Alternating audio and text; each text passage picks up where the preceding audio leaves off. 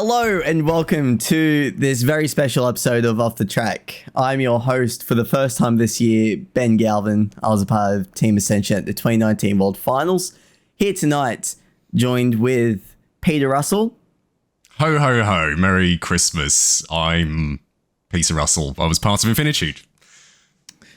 Indeed, indeed. I've also joined by Matthew, who hasn't put their last name in the chat. Oh, I'm sorry about that. Matthew Westerman. I was a part of the 2023 team Constellation.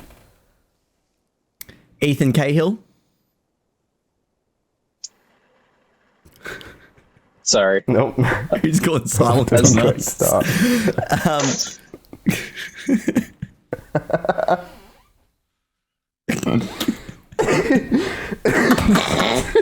Okay, let's skip I'm him. lagging out. Skipping past. And and Javier. Who's done the exact same thing. Fantastic start, fellas. That's the intro. I forgot what to say. No, I think he's just brain froze. Javier, you Yeah, my brain introduce froze. yourself. Okay.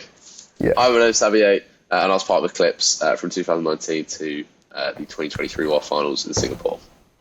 Fantastic. And in tonight's episode, we're going to be doing a bit of a recap from the past year or so within F1 schools, covering all things from the World Finals to just general ongoings. First and foremost, just want to say a big thank you to our audience this year. We've had another, from what I would call a successful year, operating off the track and being a group together. Just some numbers here real quick. 39,000 reach on Instagram over this year, which is up 50% from last year, which is insane in terms of statistics. 10,000 profile visits on Instagram, as well as a bit of a growing audience on Facebook as well, with 5.8 thousand reach. So again, thank you for continuing to support us and support the competition. Another huge thank you to our whole team here. A lot of us have taken a bit of a step back this year. Obviously, Peter resigning temporarily, kind of, and then and then coming back into the competition full force. But a lot of us have definitely taken a bit of a step back. But I just want to say a big thank you to those that have stepped up and those that do still continue to produce content for us. I think if it wasn't for the support that we've gotten both internally and externally as a group, we certainly wouldn't be doing what we are doing today. And we were saying before the episode that when I started off the track, the point at when I started off the track is now at the point you are at, Ben. So by that, then you should now be taking over off the track for the next 3 years, right? I guess by rite of passage, that's where I'm at. But is that going off age, or is how are you calculating that? It actually might be plus 1 year onto that, to be honest. Oh, I'm going to say out of competition. So you were out of the competition for 3 years by the time you started off the track. I've actually been out of the competition for 4 years now. Okay. So I've actually been off the track longer than what you were when we started off the track. Like, compete. Anyways, I've just confused everyone. So confusing for me to understand. So yeah, my first episode this year. Fingers crossed this isn't taken down like every other piece of content. Should we have a quick recap of the previous pieces of content? So the one article I've ever written was immediately taken down. Great article, by the way, if you ever read it. What was it about? About France It was about returning. France. Well, France for the first time, I think you wrote competing F1 in schools, and then because properly... they said it was for the first time. It was like the first time that France itself had entered by themselves, but alas, I was immediately corrected by unknown sources. Yes. Then there was the mental health episode, which went through 2 rewrites. There was an Instagram post that I put up this year that was immediately taken down due to incorrect information being provided. And all these situations, not my fault, by the way. Not a single one. But Ben, your content is great quality. It's okay. Yeah. Thank you. I do try my best. To be fair, every piece of content was quite well put together if it wasn't for the fact that it was blatantly wrong. the first Christmas episode we did, which was the last Christmas episode we did, was pretty good, I would say. So hopefully, if this lives up to it, then it should be pretty good. Fingers crossed. That's it. And on that note, actually, this being the first Christmas special that we've had since 2019, that was also the last physical, fully in-person event. So it's quite crazy how far the competition has evolved between then and now, and especially sort of being on the outside of the competition. It's certainly a different perspective as well. Oh yeah. And now that I'm coming back into the competition as a teacher, let's say a pseudo teacher, you forget a lot about, the stress of it and what it's like. And yeah, it does feel a bit weird. But I remember I was just listening back to the last Christmas episode we did, and I said something about having to do something virtually. I think I was talking about the pressure challenge. Well, look at the foreshadowing of that. That was at the end of 2019. Boy, I didn't know what was coming, in the next few years. But yeah, it's good to be back. Everything's in person, which is lovely. Lovely to see. Certainly. Just a quick touch on sort of the way F1 schools has sort of evolved in that time, as well as the way media's perceived it. Certainly fantastic that students are now getting a lot more. I feel like a lot more sort of things are being presented to students in terms of opportunity, especially from simultaneously both F1 schools and Formula One themselves have put in an absolute massive effort to keep this competition alive over the past 4 years against all adversary. Obviously, we went through a virtual World Finals and a hybrid World Finals, and finally to return to a fully in-person World Finals is just fantastic. And although I haven't kept up with it all too much, we do have two competitors from this year's World Finals. How would you guys say your experience was with this competition, especially returning to the in-person structure? We'll start with Matthew. I'd say it was a great experience. I went in not really knowing what to expect. That was my first in-person competition as well. So I went in, I looked at the timeline. I was like, okay, this is going to be really intense. I know I'm not going to get much sleep. We were writing verbals the night before the presentation, as is probably a rite of passage. But no, it was awesome. And it was really cool to meet everyone and socialize with the Germans, with the Greeks, Portuguese actually, who I think that was their first time competing. It was really cool to meet them. As I said on the live stream, the pool was the highlight. So, why would you say that? It's a communal space, right? So you've got everyone coming in, you've got everyone congregating, you're just having a great time together. As I'm sure it was in 2019 and in 2016 if you had a pool. There was a pool, but it wasn't the same as how it was set up in Singapore, and I assume Abu Dhabi. It was it was Singapore. That was an amazing venue, the hotel especially. That was it was a good job with that. Yeah, but it was a shame that certain things happened there with the pool. No, nothing happened in the pool. The pool was quiet. There was no issues with the pool. No. Nothing. To be honest, I didn't use the pool that much, but it seemed pretty good from what I could see. So the pool was great. And it was good getting a notification the next morning saying, we don't need to talk about the notification. Due to activities overnight, the pool has been restricted. Not that stopped anyone, honestly. Not that stopped anyone. But I'm sure it did stop the both of you, Matthew and Javier, from using the pool. What would you say, Javier? Yeah, what about the whole World Finals or just the poll? Oh, both. What? Okay, both. The whole World Finals were in the poll, really, weren't they? Yeah, pretty much. Yeah, I had a little bit of a different experience to Matt. So I'd competed all throughout COVID, so I've sort of got to grips with what it was like to go to virtual events, and I was very fortunate with Eclipse to go to the 2022 World Finals, which was held as a hybrid event. And although it was absolutely amazing, we didn't have the full experience. So when we decided to compete for a final season and get to Singapore, I suppose being there was the experience of a lifetime. I can speak for myself, obviously, but I know my team and everyone we spoke to had an absolutely phenomenal time. It wasn't just the pool, as Matt was saying. I think the whole venue of the hotel and the whole venue in Sentosa was incredible. Walking in the first day through the doors and seeing all the pit displays, seeing the main stage was, just something I'll never forget. That was incredible, yeah. Like walking around, seeing everyone's pit display, just wow, all the different interpretations, all the different representations of each team was just awesome. Yeah, I think aside from the game the time to... Sorry. All right. So, Okay. I I was just going to say... how I've done this, but we're somehow streaming on Twitch this episode. Oh, blimey. Hello to actually just one viewer, which is myself, so that's fine. But I don't know how I've done that. Are we keeping... May as well keep ruined. Yeah, why not? Why not? Let's continue. I'll mod it. It's fine. It'll go up as a VOD afterwards. That's fine. Oh, well. Fantastic. Hello, Twitch viewers.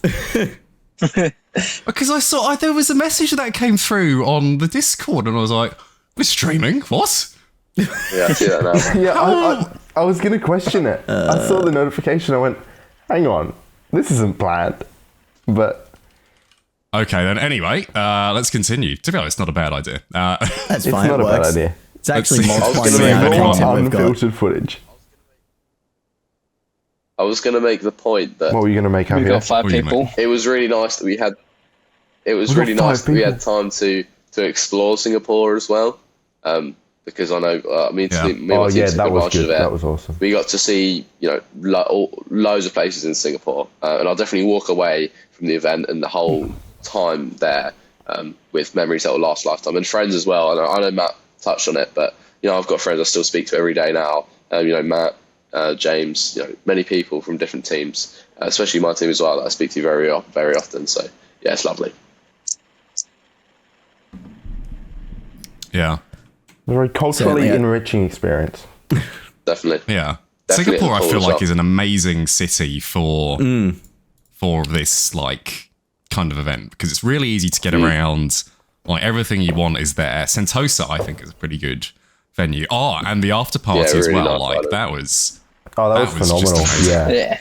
Yeah, that was really good. Yeah, after party was great. I mean, there As, was as someone who stuff to went- see at the after party, and the pool as well. Sorry, that's what I was going to say.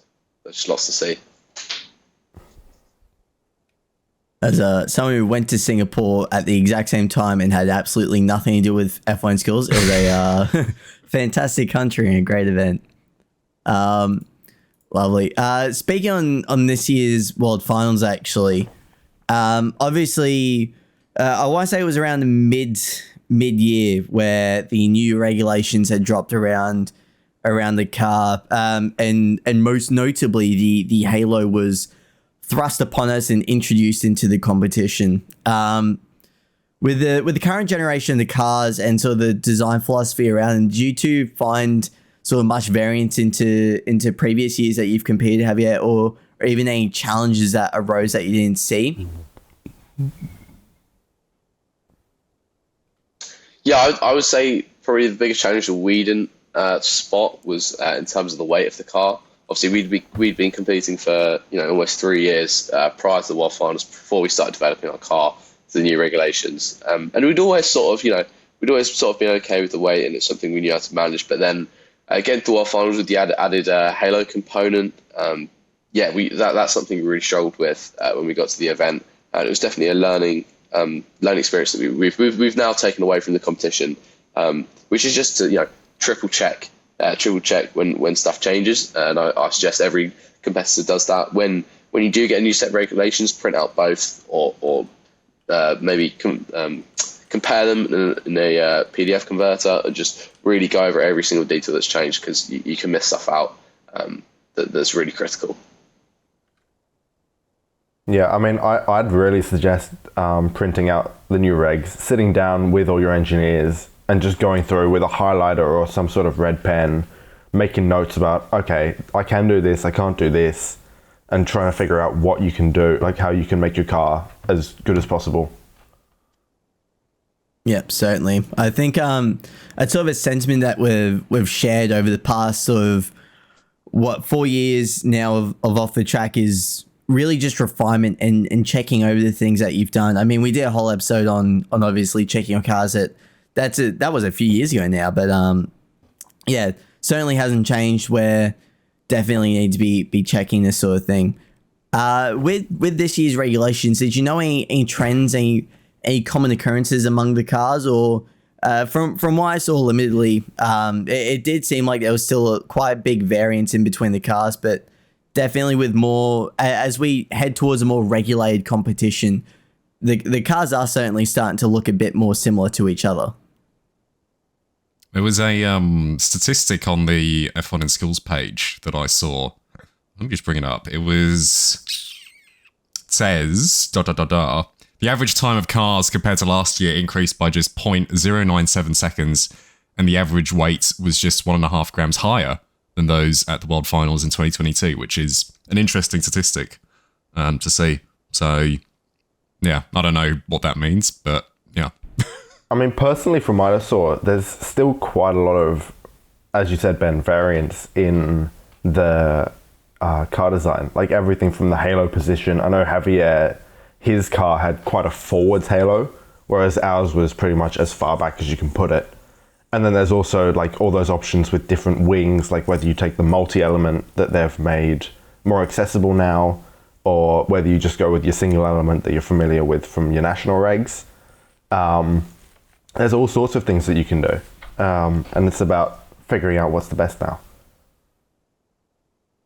Yeah, I'd agree with Matthew there. I think, there was a lot of various cars, and that was brilliant to see. I think we had a conversation when the regulations came out about this, and I think what I expected came true, which was that you'd see a lot more innovation on the cars, be a lot more different, and I loved seeing that. One of my favourite things being at World Finals was I was able to look at a car and go up to a team and ask them why, or ask them why they made the design choice to make their wing a certain shape or something like that. And I think that was really, really important to the whole experience in the new season. Can I ask, Javier, do you still have your Lego sets of Singapore in your room, or is it by chance this one? Oh. Of course, I still have it. There we go. It's a great. We're having a Lego off. It's a fantastic set. Great. Oh, that's the one. It's a great set. There we are. Wait, hold on, Fantastic my trees Lego keep falling set. down there. So, fun fact, the set actually includes this building here, which is the Fulton, which I stayed a night at, which was a beautiful, beautiful hotel. Very expensive. I don't think I'd ever spend that much on a hotel again. Subtle flex. Subtle flex. I know. Stay night in the Fulton. Sorry, guys. So my partner and I, we sat down to have lunch there because we got there quite early. Bit of an off topic. Good off the topic. But we got there, sat down to have lunch. And I had quite a delicious sort of local dish of like a seafood noodles. And my partner who's vegetarian had I believe some form of toasty. Got a coffee each, and it was like 60 Singaporean dollars for lunch at a bloody cafe, and that was mental to me. That's extortionate. Yeah. So, especially compared to some of the street food that we found, like. We were being charged like 10 Singapore, maybe less, for a meal. Well, I got a whole fish for 20. Yeah, exactly. Wow. Were you there, Peter? When we went to the Grand Prix day when I was, yes. Yes. I sat down my entire fish for 20 Singapore. Oh yeah, I remember now. That was magnificent. That Gee, was crazy. Massive. Yeah, that was good. The food in Singapore is truly just like wow. Like. Yeah, can't get it anywhere else, I don't think. No, and certainly not for that I was price as saying well. that the food was. I was saying the food was really good, but I think my mic was muted. Can we just acknowledge, because some people, the last episode we did with you, Javier, you on our end, it looked like you had left the call, so we all assumed you had left. But in reality, you were still here. And when I went back through the recording, I was there. You kept trying to interject, and you looked very annoyed. Because it was so just like really hard to watch. I was. At It was more. at some point, you have to release that footage. Yeah, It was more. It was more. getting sadder and sadder. I was like, why? I was like, why is Jesse not letting me speak? He's asked. At one point, I think Jesse asked my opinion, and he didn't let me. Like, I wasn't able to speak. So why is he not letting me speak? And little did I know, yeah. Oh well. A classic fumble. A classic fumble. We have a question actually from someone on Twitch. So this is the beauty now of doing this live. Well, not a question, but someone just saying the lofts behind the Halo were interestingly similar and unoptimized, so it could be somewhere there's improvement for next year.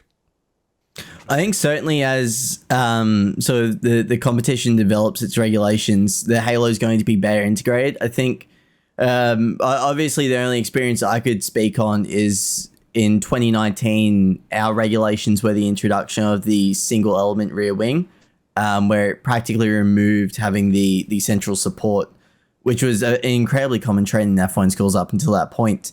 And so, you know, the first year that was introduced was, I want to say nothing short of awful, where there were 10 teams that were legal with it and everyone else had pretty much failed a very key regulation, which, you know, shook up the competition massively in terms of who could win and, you know, what awards were going to be handed out where. But, you know, if, from a competition standpoint, having 10 teams in knockouts without any form of penalty out of, at that point, was the largest world finals is shocking. But, you know, over the past couple of years, that regulation has been integrated significantly better than what it was back then. I think that's just an element of sort of the competition evolving in of itself, and how we still do have development with cars. After what's become nearly 2 decades of this competition operating, we're still seeing cars that, you know, if you showed, say, the Stingers back in 2010, they would lose their minds over, just based on the amount of changes in sort of undergoings that have happened in the competition. So I think although, you know, certainly interesting and unoptimized this year, next year it could be, you know, sort of a key room for improvement that next year's teams can look at this year and certainly, you know, innovate on. Yeah, it's interesting that you mentioned that actually. We, at our World Finals, there was a rear wing regulation that a lot of teams got stuck on. I think almost all the teams got stuck on it, which was the rear wing position had to be in some certain gap between the end of the car and something else. I don't know. I'm not the engineer. Don't assume me. But it's interesting that the regs also have these little kinks that need to be ironed out. And like Ethan can probably attest to this because he was one of the scrutineers. But like there's these little things that the wording was really tricky on that reg. We had to check with a couple of people to make sure we were doing it right. But a lot of people got caught out. I think we were one of very few teams that got that one right. And at the end of the day, they just wrote that reg off. They said both interpretations are fine. So very interesting. Well, I suppose, well, at my World Finals, there was quite a bit of different interpretation with that regulation. So although I did just say that it pretty much killed the single support element, there were some teams that managed to pass based on purely the definition of how it was defined, which was by the chord length. It had to have a continuous chord length. So if your support didn't actually go to the extremities of the wing, it would technically be illegal. But no, it's very interesting. So hearing that that's still an issue. I remember we were talking to a member from F1 school staff, and sort of how they came up with regulations, and a lot of it is changes on the whim, and you won't really know how a regulation performs until you have a competition. And you know, we've been quite critical of certain regulations over the years, namely our episode on the packaging regulations. was a very heated debate amongst the wider F1 schools community, actually, which is very surprising, sort of the discourse that we got around that. But yeah, just discussing with the staff, it's very interesting sort of hearing that the regulations, much like the cars themselves, have to go through a few years before they can properly iron out all the kinks. And it's worth saying for those pit display regulations, they came out, when was it? Start of 2020. But then, we didn't see the effect of those until, this year. Or last year they trialled it at the World Finals then, but really it was this year that they came into effect. And to be honest, I support what they're doing there with, trying to reduce all the packaging. Especially because within Australia there was, I don't know if you were there, Ben. Ethan would have been there, definitely. It was, when was it? Was it 2020? Maybe. I think 2020 at Bosch. And because it's a really... Well, you would have been there in 2019. No, you were there in 2020 as well, but... I was there both years, yes. Both years. But when they're packing it up... Sorry, when they're setting it up, because it's such a tight space, they had to do it in two sessions. But the amount of just packaging everywhere is just insane. And you're like, stepping over boxes, and it's just ridiculous. So... I support fully that they're trying to move to having less packaging and less kind of wastage in a sustainable way. Because at the end of it, it's really a one-use thing, using it for 2 or 3 days. If you can reduce the impact of that, then that's pretty good. So yeah, it's pretty good that we've seen that in effect now. I think it's good that the way they have implemented it now. I think when they first did it, you were limited to a certain number of boxes. Might be wrong. I think it was a certain number of boxes in a certain dimension. 6 by a certain dimension, Yeah. But it's good now that you can do an unlimited amount. But, yeah, hand carried, which, is easier for everyone, really. Less, freighting and all that sort of stuff, which is good. And from a competitor standpoint, I thought that was, like it was relatively straightforward. You design your trade display to the way that you wanted it. You could take 2 approaches. You could design it to be packaged, or you could design it the way you wanted and then make it packaged. And both the approaches were they ended up being fine. I think the teams that probably designed it to be packaged ended up doing better than the teams that just designed it how they want. Like, I know ours was pretty full on, and our trade display didn't score particularly highly. I'm not sure why. But that was... sorry, lost my train of thought. So there were heaps of different approaches, and I liked that while the packaging restriction was there, there was still enough versatility that teams could come up with these completely different designs. I don't know how Javier found it. Maybe he'd like to chip in. Yeah, so we were really fortunate that one of our partners was sort of what they do. They're a specialist in cardboard displays, if you want to put it like that. So they really helped us, come up with. Well, we came up with a design, and we worked with them to work out how it was going to fit in the luggage requirements we were given by Singapore Airlines. And so we went for that approach. But yeah, once we got there, it was really easy to set up. We managed to set some of the cardboard up even before we got to the event, so we were able to just move it in. Put up our panels, and we did it in the time limit. And I thought it was great to see all the pit displays being much more sustainable and seeing what people could do. It was really impressive to see what teams from all over the world could bring to the event with these new restrictions in place, compared to other World Finals where you're allowed pretty much free reign. Yeah, I was going to say, it was pretty impressive the way that you, as far as I remember, you set up your trade display into 3 different components, and you did that in your hotel room, then carried it down to the venue in those completed pieces, and then you probably finished setup in half an hour or something. It was a really different approach. I don't think I'd seen it very much before. Yeah. So we were able to set up really quickly. It just made sure that we got everything, our solar panel, all our electronics set up correctly. Just some more of the technical complexities we were worried about. So when we got there, we just left ourselves with enough time. I think even if we were to have brought it into the event all flat packed, again, we could have done it in the time limit. It was just more of an ease of use thing. Yeah, right. And I think people with the Infinitude pit display, people look at that a bit and go, "Oh wow, that looks really impressive." But what people don't understand is that it was a nightmare to ship and like get that all through the US, and all that. It was, oh yeah, such a headache. So yeah, it's definitely better. It's more advantageous to, even though with our pit display, yeah, it looked quite impressive, but shipping it was a pain.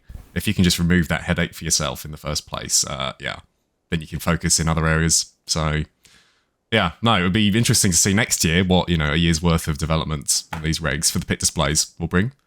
But, talking about next year, what do we think could happen next year with the regs? Or Javier, what were you going to say? Sorry. I was going to ask a question, which is slightly off tangent, but we don't have to answer it. My question was, is there ever something you wanted to see in the competition that maybe you saw this year or you haven't seen this year that you'd like to see in the future? Because I know for one, I'll start off, I've always wanted to see a pit display with no physical content. I'd love to see a pit display where someone works out that you can project the entire pit display onto some white panels or something like that, and you walk in and Recoil did that. If I remember correctly, to an extent. Recoil did that to an extent. Like they had a little desktop table, and I think they had side walls, but a lot of their content was on a projector. And I know at one point we were thinking about doing that as well. We're talking the whole pit display here. Interesting. The whole pit display. I think the issue is that at this current point in time, I reckon projector technology is the thing holding people back. Because you get to the event, you don't understand what the lighting conditions are going to be. And in some lighting conditions, projectors just look appalling. The other issue you've got is, you need a perfectly flat background that has to be perfectly white. And if you're going to project everything, you need to, are you going to do multiple projectors? Or are you going to, figure out the way that an image will curve around certain things and the throw-on things as well. I understand from memory, Ethan, Ionic in 2019 had a projector on their pit display. How did that go for you? It was pretty good, but we, as you said, there are issues that came with it. So like for us, when we got the models for the booth, there wasn't like a middle panel, where the two panels connected.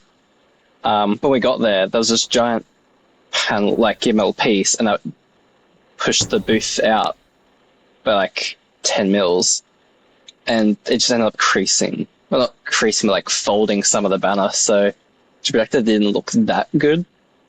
And then also, just because of the lighting, I think it was like a slightly yellow hue, which, didn't make the projector look that good. So it's a lot of playing around and kind of on the spot stuff you'd have to do if you had a projector like that at Worlds. We had a comment in the chat saying that Adventum had a pretty interesting one with no physical tables and stands. I'm just looking at it now here on Instagram, and it's kind of like one of those walk-in booths that you can walk into, as the name suggests. Yeah, certainly.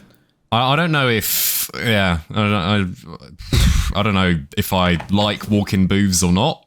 I don't know. I think they're pretty cool because it kind of encloses you in their experience, let's call it. But yeah, I don't know. I don't know if I like walk-in booths or not. But yeah, it's just they've just got posters up on the wall, some kind of stands hanging out. It looks pretty good. I've got written in my show notes actually. I guess we're kind of already discussing with the current trends and performances of teams within the competition.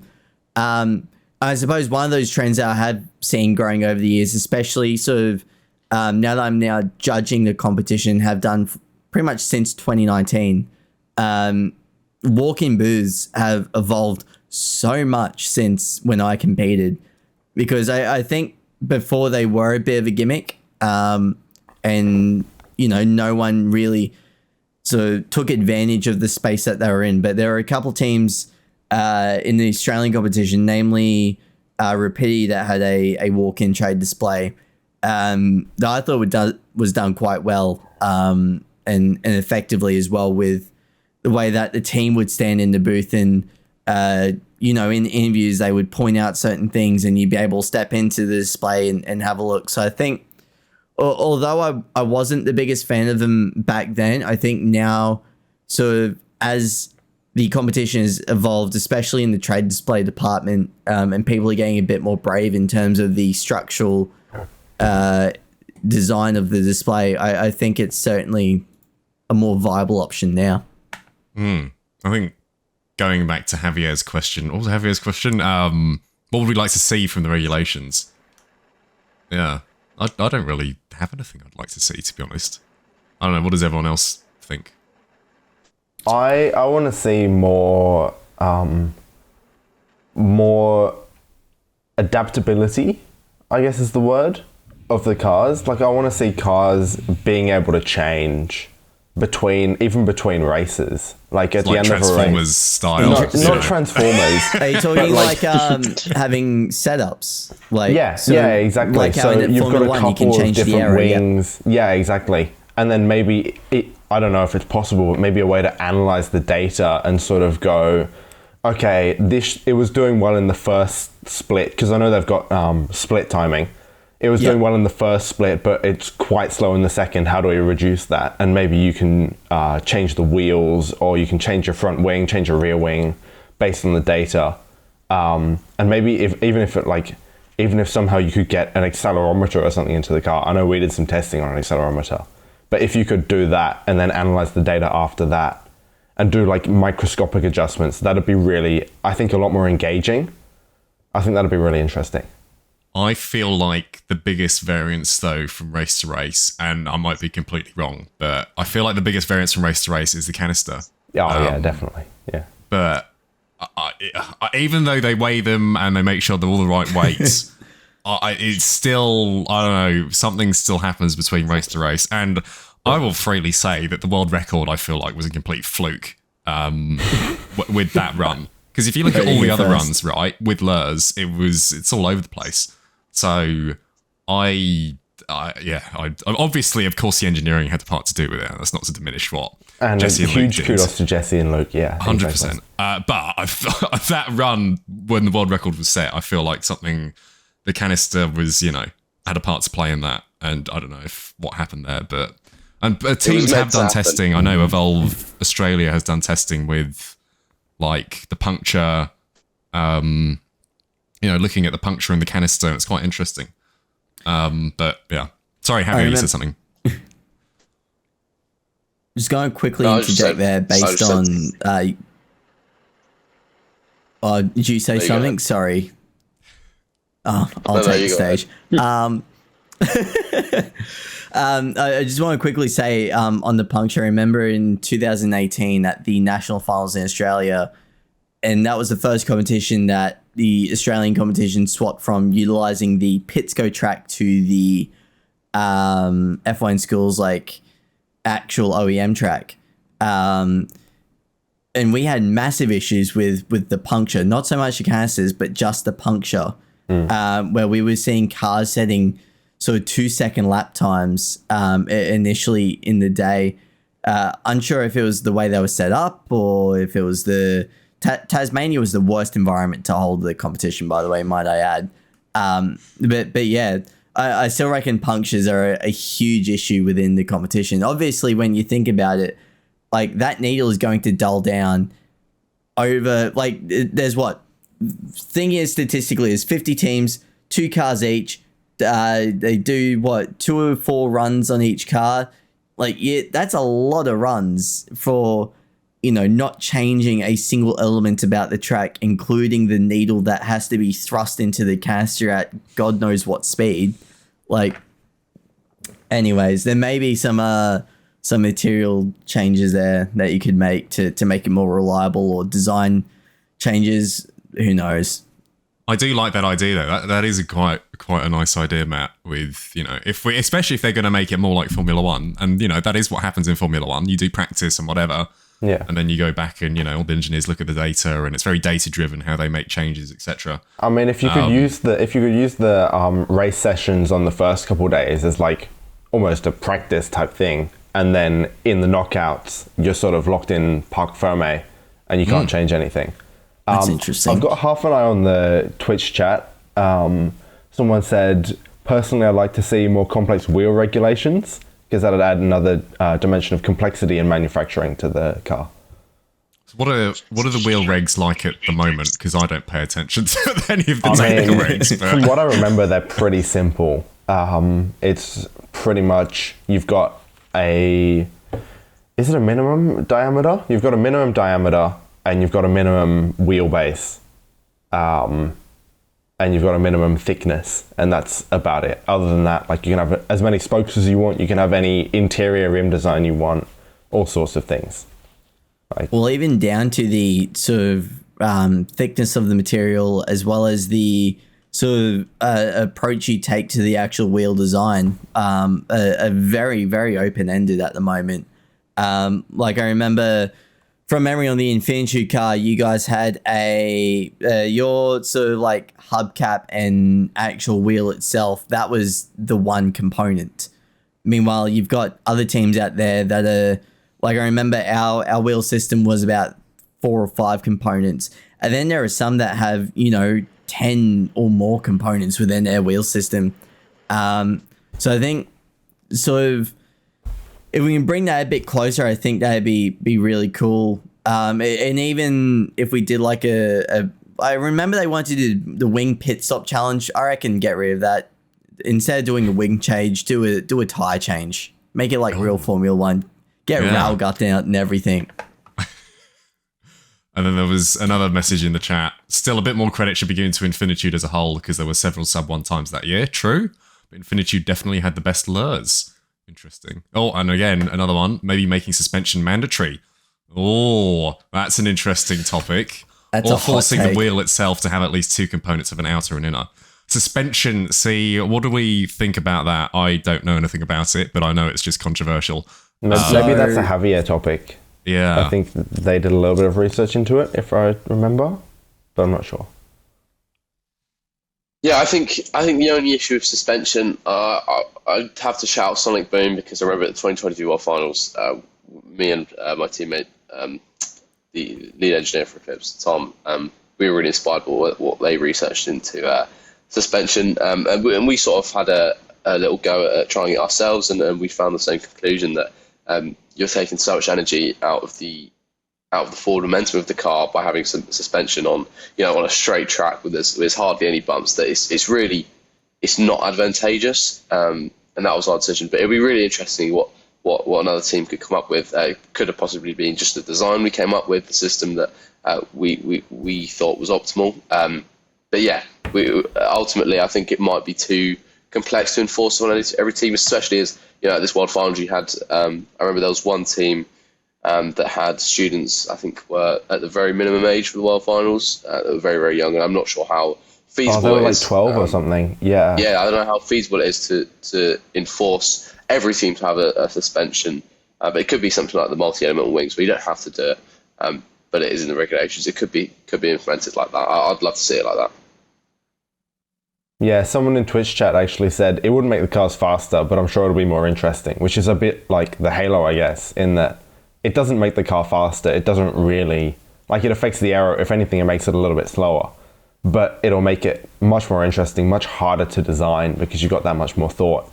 And that sort of loops into one of the discussions I was having with someone earlier, which was, as a competition, F1 in schools is almost quite basic compared to something like the first robotics competition or something. I don't know how anyone else feels about that. I think if you've done it multiple times, and keep in mind you guys are quite on the older end of the spectrum, for F1 in schools. So perhaps for you guys it does feel more simple, but for 14, 15-year-olds, I don't know. If you're competing for the first time, then does it seem quite simple, or I don't know. That's my thought.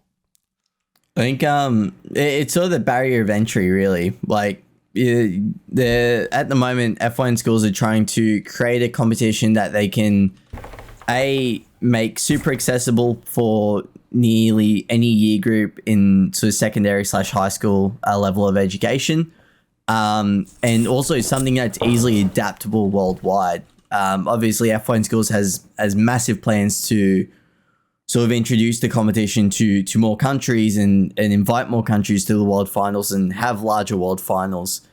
And I think if you make the regulations too hard to understand, it's going to reach that point where the barrier of entry gets just too much. But I think suspension certainly, like you said, with the multiplayer elements, because there have been teams with suspension before. From memory, a team from my school had a fully magnetic suspension where it was using opposing forces of magnets to sort of soften the blow. But again, it's a fairly negligible sort of change to make, especially on a straight, flat track. Could make it not straight, though. Yeah, well, yeah. We've talked... Jesse has brought that up before. I don't know when he brought it up, but I know in a very old episode of a few years ago, he's talked about having a circular track or, you know, something like that, or having twists and bends in the track. That would be interesting. Even it's like maybe a separate, like just a one-off sort of thing to see how your car performs in, like, even if it's a corner like maybe Parabolica, where you slightly turn it back on itself. Who knows? Could be interesting to see how the cars perform then, in which case downforce would actually play a part. And you'll have sort of, it'd be really interesting because then it'd be like Formula One, where you've got your teams that are fantastic in the corners like your Red Bulls, and then you've got the teams that are mega on the straight lines like the Ferraris. And sort of, you know, do you play a balance, or do you maximize your cornering speeds? Do you minimize your downforce in order to have a better straight line speed? And that could play into sort of Matthew's idea of having, you know, setup changes within the competition as well. And having that sort of adjustment of wing levels. So in the chat, they've said, could just have regulations that progressively get harder going from regionals to worlds. To be honest, I quite like that idea. That at the moment. Yeah. And that's, like, as Ben just said, that's what we've got at the moment. We've got regionals and nationals, which are sort of like, they're relatively straightforward. You're basically designing a rocket ship on wheels. And then when you get to worlds, it's actually like a race car with a halo, and you've got all these little nuances that you have to work around. But at the same time, that's also what they've got with the cadet class. They've got the development class. They've got the professional class. So that's another way that you can work into it. So maybe if they make the professional class harder, but the development class maybe more accessible, because at the moment, I'm not sure what the regulations are. Peter, you'd probably be better with that because you're a teacher now. But I think so. They're different. I think they're different. They're, maybe if they made dev class regs and the dev class more accessible, more teams being able to compete in that, and then move on to professional class, and it gets harder between regionals through the worlds as well. Like, that could be another improvement. And then there was the other aspect that I know is floating around, because now they're reaching that 60. Well, they had 68 teams at Worlds this year, which was quite a lot. Probably, that was a lot. It was. I wouldn't go more than that, to be honest. Especially if you look at knockouts as well. That was running. You know, that was very long. I don't even know what time it finished on the on that day, because it was we left before it finished, and I think it finished 10. I think they stopped at 10. Not because they finished, just because they wanted to finish at that time and finish up. But yeah, and for judging as well, it is a little, you know, it's quite a lot of teams. So the other aspect is, how do they manage that? Are we going to see continental finals, as we're calling it? Finally. Yes. After 4 years of discussion. Yeah, it's been talked about for a long time. Again, the thing is with that, though, it's another... And I remember I've said this before, but it's another kind of expense for teams having to fly to another country, potentially twice if you're going to, you know, continentals, then worlds. How do they filter it out, or do they make it virtual? Because we know now that virtual competitions work. But do they really work? Like, it's sort of half worked. Yeah. Yeah. Not to discredit Britannia Red or anything, but like, it was a tricky idea that they sort of made the best of a bad situation. It's probably not something they'd choose to do again. No, definitely not. But you're thinking, if they have to do, you know, if they have to filter out teams before they get to Worlds, is that the way they do it? I'm sure they've, they're thinking through this, but that would be an interesting way to do it. It'd be easier for like Europe and North South America compared to like Australasia's really awful. Yeah. Yes, it's horrendous. You're going to have to fly either way, wherever you go, and then you think about pit displays as well. That's another thing. Unless they lock stuff in right, and you can't change stuff between continentals and worlds, or you can only change certain things. That would be a way potentially, but or you could have a really fundamental continental where it's literally just judging your portfolios and maybe a couple of races where you send off a car, but you don't have to do a pit display, you don't have to be in person, like it's all virtual interviews, virtual races.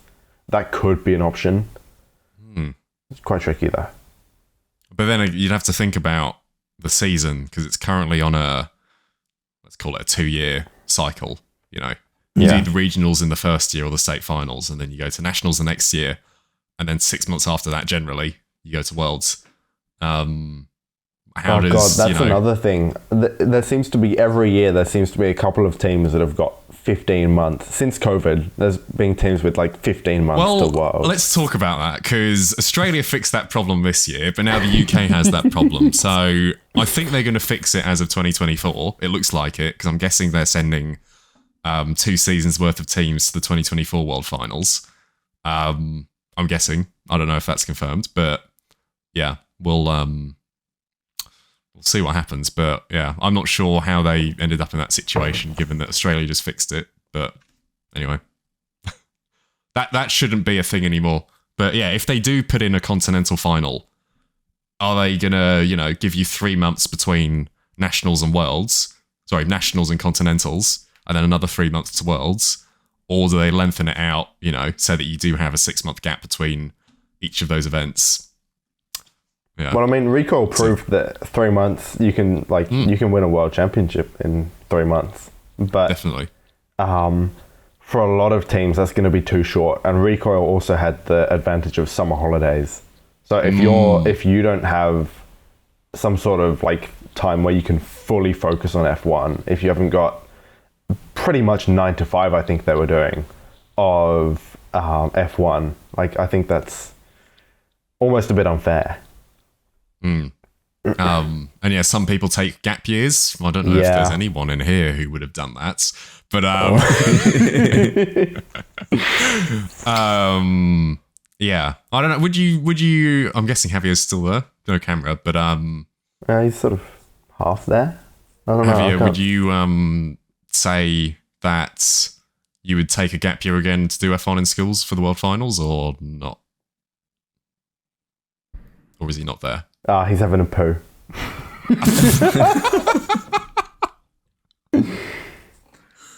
Leaving that in the edit. Okay then. All right, moving on. If we could have a quick look at the Twitch chat, someone said, yeah, but then having done well at nationals and then going on to a smaller continental championship, it sort of seems a bit weird. I think that's why continentals would work better as a virtual event, because the prestige isn't there as a national event or a world finals event. Those are the events that you actually want to compete at, and it'd be more like more of a filter event to see, putting the best foot forward from a certain region, rather than treating it more like a competition. Javier, welcome back from your toilet break. Seamlessly transitioning, as you did. Sorry. Very sorry about that. We were wondering, you took a gap year to prepare for the World Finals. Would you do that again, given the experience you've now had, or would you not do that again? No, absolutely. I would do it, every time someone asks, I don't regret doing it at all. I learned so much. I mean, my life completely changed over the course of that year. And I took a gap year starting off the season at regional, so I never knew the team we'd get to the World Finals. It was just something to keep me motivated. And yeah, it was amazing. I mean, everything I learned during the year, having to sort of not start fresh, because we'd obviously have the experience from 2 seasons, but raise the money again to get to the World Finals. Bring on board new partners. With the regulation change, design a completely new car. It was 100% worth it. And this year, my experience refereeing the schools was incredible. I mean, I had 2 years through COVID, and I only really started my journey as soon as the lockdowns started happening. So I never really had proper experience refereeing in schools for the first 2 years. So to get that final season where, I competed at a virtual regional final, which was, fine. And then we went to the nationals and became national champions. That experience in itself is that was life changing. I'll never forget that. And all those months of preparing for the World Finals and getting an incredible experience with us in Singapore. I could never regret that. It's really crazy to think between. I know we talked about this before, but how much has changed between like when we started off the track and when we did our last Christmas special, and then where we are now. Like everything that's happened. I remember, and I think I said to you, Javier, like I saw there was a message from you to the Off the Track account back in 2020 saying, love the podcast, when's the next episode coming out and stuff, and now here you are, you're on the podcast and you're part of Off the Track and you're helping us. But yeah, that's crazy to have, started doing it during COVID and then to end up, where you are now and having been to the World Finals in Singapore. And it's a very, very full circle moment. Yeah, just, I was a fan. I loved Off the Track. I remember in lockdown. It's what kept me sort of motivated with the competition, inspired, hearing about, your experience and Ben's experience and many people's experience with the competition, getting to hear how good a physical event is and was. I mean, that's what motivated me to keep going. So I always appreciate that. And it's, very full circle to be here again. I felt that with judging last week. I was a judge at the regional finals where I had my first competition in Harlow in North London. And it was just really, it was amazing to be back and have gone through the whole program and then now be given back. It's really nice. There's something very fulfilling about coming back and, especially like with my teams now, like I'm so proud of them and they're amazing guys. It must, Peter, you must be even more. You've been a judge and you've been a judge, a competitor, and a teacher now. You've been like every single side apart from like HQ, basically. Yeah, or being part of REA or something. Next step is taking over net. That's the next step. So we'll see what happens. The role, Nelson. So actually, Peter's writing the next set of regulations. Good luck if that's the case, given my technical knowledge. Imagine a graphic designer writing the engineering regulations. Almost like having a graphic designer on for an engineering episode. I would bring back Lurs if that were the case. But they'd put like bulletproof glass around the track, so not kill anyone again. Yeah, so no one could be injured or anything. But yeah, no, it's I don't know. This competition is amazing, and the reason I keep staying involved with it is because everyone's so engaged with it, and I really believe that this is how education should be done.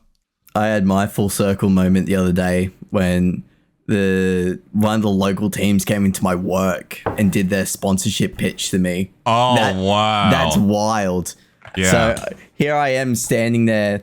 I've spoken to this team before, like I judged them at regionals and everything. So they knew who I was and whatnot, but they still got the whole pitch out and, it was very sort of surreal thinking back, 4, 5, 6 years ago, closer to 6 years ago when I started the competition, like that would have been me, going business to business, just trying to get whatever money we could to make it to the next level. And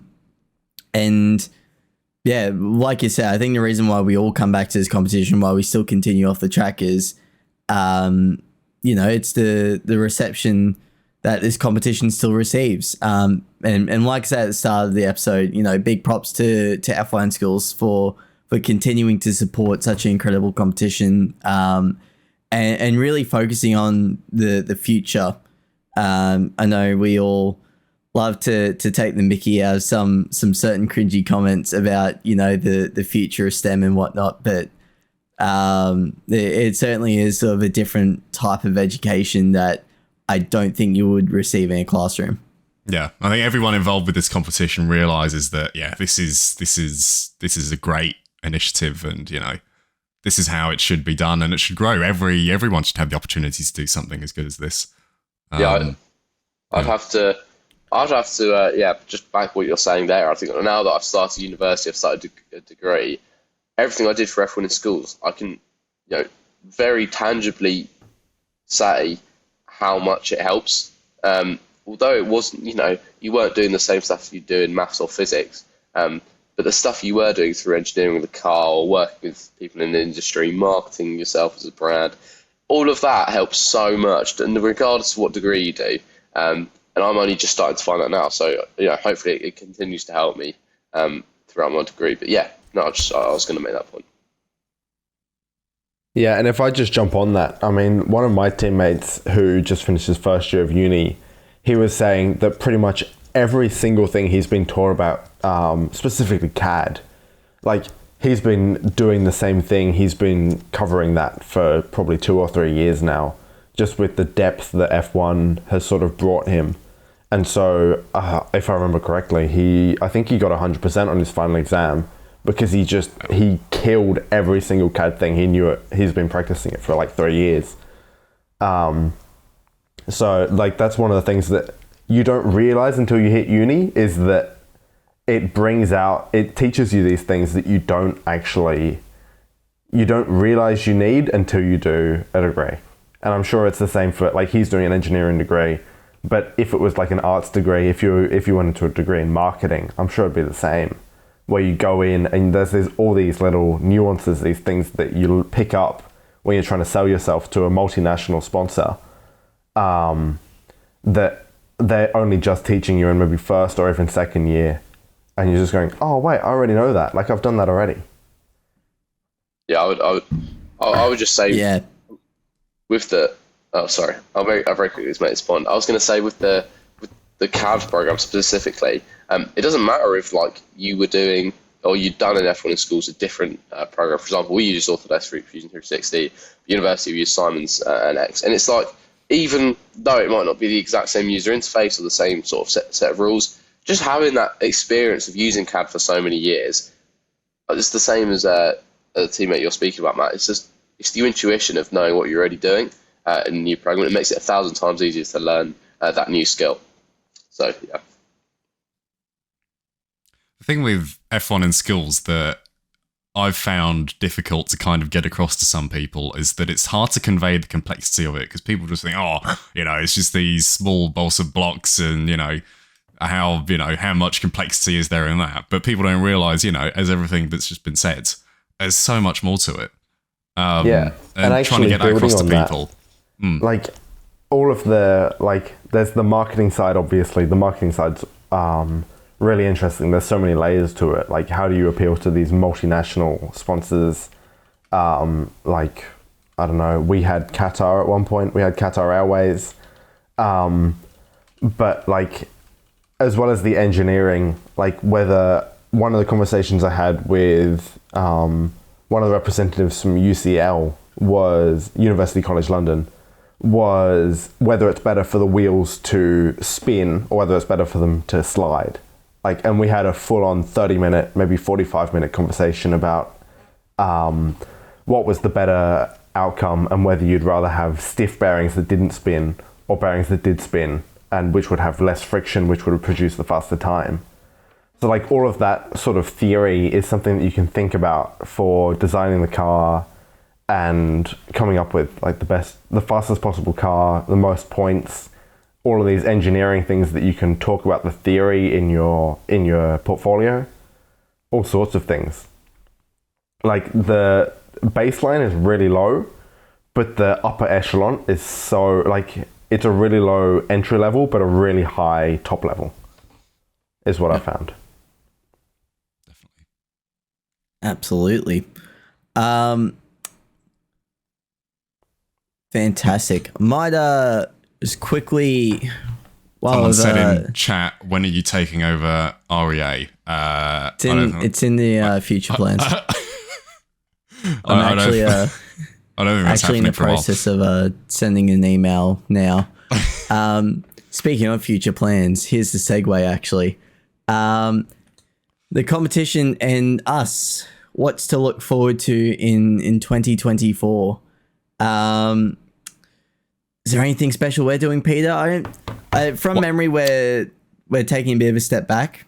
We are taking a bit of a step back. I'm taking a bit of a step back. I don't know if everyone else is following me in that because I'm taking a step back. But well, I think as a whole, a lot of the sort of older production team, we're all taking a bit of a collective step back from off the track. Obviously, still be involved in the community one way or another, but we've all got a bit more on our plates than what we did, now 4 years ago. So. Obviously, Peter's a teacher, and the rest of us are either handling more life stuff or have university and other commitments. So, although you may hear a bit less from us, certainly may hear more from our fantastic guests tonight with Matthew and Javier. Thank you again for coming along for that. And in terms of something for next year to look forward to is our 5-year anniversary, so we might have some interesting things coming up for that. But it is. Yeah, well, look, we've got to get everyone. See, the thing is, it is impossible for everyone or for all of us to be in one location at the same time. Even though all of us were in Singapore at the same time, maybe not all together, but we're all in the same city. I don't know if we'll ever get everyone all in one place who's ever contributed to Off the Track, which is actually quite a lot of people, to be honest. So, yeah. I know we've said that a lot of times, but look, all of our content is thanks to the contributions of all of our volunteers and all of our audience as well. It's really a community thing. It's not, one of us or whatever. It's a collection of us. But yeah, how we go forwards, I'm not sure. But yeah, next year is the big 5, just 5. 2024 AGM, everyone's going to be there, Gold Coast, if you get there. We'll see. Actually, around the same time as schoolies as well. No. That would be horrendous. Do we need to explain what that is for non-Australian people?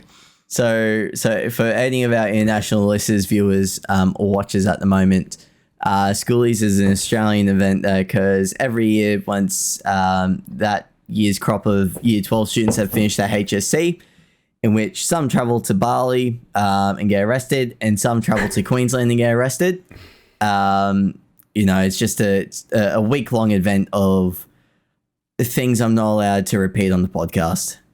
But I was looking at TikToks from this year's Schoolies, and it made it out to look like there weren't a lot of people there. Is that? Well, from what I know of, Schoolies is becoming less and less popular, whether it's, the fact that our living index is getting more and more expensive within Australia at a ridiculous rate, or, who knows, maybe that way of life has just changed. Maybe. But yeah, AGM on the Gold Coast. We'll see. Party time, mate. Possibly. If we bring it back to the conversation of F1, which we probably should, one thing I saw our name on is Twitch, literally Off the Track. That's true. That's in the name, bud. I mean, I think you're a bit old for Schoolies, Peter. So, okay. Wow. To be honest, I've never felt so old in my life than being at the after party at the World Finals. I just what felt... happened at the after party? Peter feeling old, his greys were showing that night. Yeah. I don't remember the after party. Someone in the Twitch chat said, I wonder how well a team of 6 off-the-track members would do in a competition as they are now. And Terrible. so I guess as an extension of that would be, which off-the-track members would you bring into the team? Would you take Jesse? Okay. Well, Jesse's the only Peter? one with any competent engineering out of the original sort of members. Okay, so are we only taking original members? Are we not taking some of the newer income, like Javier and James, who are a bit stronger on the engineering? We'd probably take 3 engineers easy. I would get some of the Sonic Boom guys in because they're pretty good. That's fair. But can we have more than 6? Can we make a Greek team and have 28 or something? With affiliate members. 60 affiliate members. Who would the main 6 be? I guess that's the question. That's a hard one It's a hard one. that'd be something we'd have to like actually sit down and discuss, I reckon. Oh. But there has been like Peter is team manager. There has been talk of like doing, well, not officially, but sort of with us about doing like an all-star kind of team. Well, yeah, it comes up every so often, but I don't know. I think it would be good. We wouldn't be able to like obviously actually enter the competition. Because we're all too old, and because we don't have the time. Don't have the time. Don't have the money. Don't have anything that the competition actually requires. James Gurney would be there for sure. He's watched. That's true, actually. Friend of the channel, James Gurney. Yes. No, it'd be a very interesting sort of conversation to have, I suppose. But I might wrap this up just because we have been talking for an hour, and Peter wants to try and edit this before Christmas, which is an absolute mega endeavor for someone that's retired. We're recording this on the 22nd of December, so it doesn't leave me with a lot of time to get it out by Christmas, but I want to get it out by Christmas. If you split the audio file in half, I'll do the other half. No. I'll do all of it. But yeah, it's amazing how much work someone who's retired is doing. So I retired 4 times, I think. So. Yeah, that's it. But I mean, it's just look, because I want to kind of walk away from it, but at the same time, we have like 3 or 4 episodes we need to get out. This is another one that's added to that list. This one's a priority. You know what? This one's a priority, mate. Oh, 100%. Yeah. Once all of them are out, then I can truly walk away and go, okay, I'm satisfied. But until they're out, there's something just in my head, just kind of going, oh, you're not quite finished yet. We'll see in 2025 as well, then, Peter. Gonna make sure they're never edited, Peter. No, it will end. It will end. No, thank you all for watching, listening, and viewing this episode of Off the Track. Bit of a impromptu episode, so I'd like to thank all of our guests here tonight, Eden as well, and Lily, who's also been just listening to our conversation for the past can we say half an hour. Lily from Honeycomb is here, but her microphone is not working, we believe. But we can put in her video, so you'll see her now doing all these kind of sign language gestures. And attempting to speak as well, like all these, like chopping up and then, no one can hear me. And having a mic tap a couple of times. And no, it's been fantastic. No, the sign language has been appreciated. Thank you all for coming along. Thank you all for watching and supporting us for another year. Again, without our viewers and the support of the great community, this wouldn't happen. It really is a community project that was, although started 4 years ago from 3 different teams at various levels of their F1 Schools journey, coming together, turning into a media group that has amassed a global following, which is just insane to think about. So again, thank you for that.